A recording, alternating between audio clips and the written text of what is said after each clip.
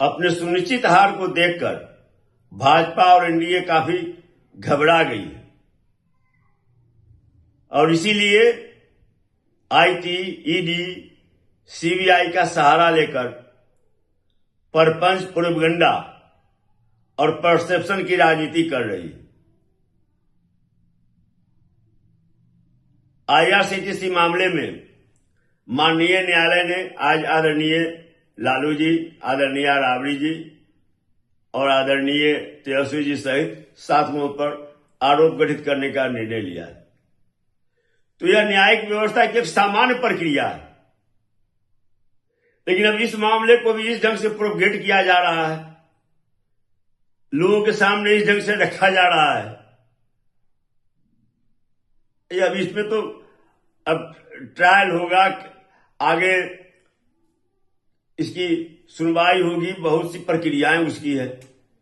लेकिन अब भाजपा जो है चूंकि चुनाव में जनता के बीच में उसको कहने के लिए कुछ है नहीं, 20 वर्षों में जिस ढंग से बिहार को बर्बादी के कगार पर इन्होंने पहुंचा दिया है।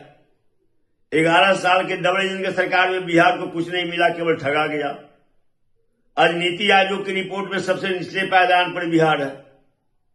एनसीआरबी की रिपोर्ट के अनुसार अपराध में सबसे शीर्ष पर है। हत्या के मामले में राष्ट्रीय स्तर पर दूसरा स्थान बिहार को है। महिलाओं के साथ छेड़खानी के मामला में और महिला सुरक्षा के बारे में शीर्ष पर है। अपराध के मामले में 1 to 5 में है। तो जनता के बीच में जाने के लिए इनके पास में कुछ है नहीं, और बिहार की जनता बदलाव का मन बना चुकी है। आदरणीय तेजस्वी जी को वह भावी मुख्यमंत्री के रूप में देख रही है।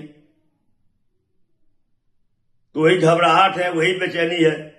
तो जिस मामले को सीबीआई ने कई बार उसको क्लोज कर चुका है साक्ष्य के अभाव में, पुनः उसे रीओपन कर एक एफआईआर फाइल कर दिया गया।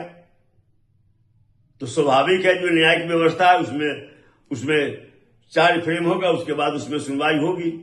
अभी चुनाव के कैंपेन के दौरान अभी लोग इसी को जो है सो प्रोपेगेट करेंगे, इसी को गलत ढंग से लोगों के सामने में पेश करेंगे। तो इनकी घबराहट और बकलाहट को बिहार की जनता समझ रही है। कोई यह पहली घटना नहीं है।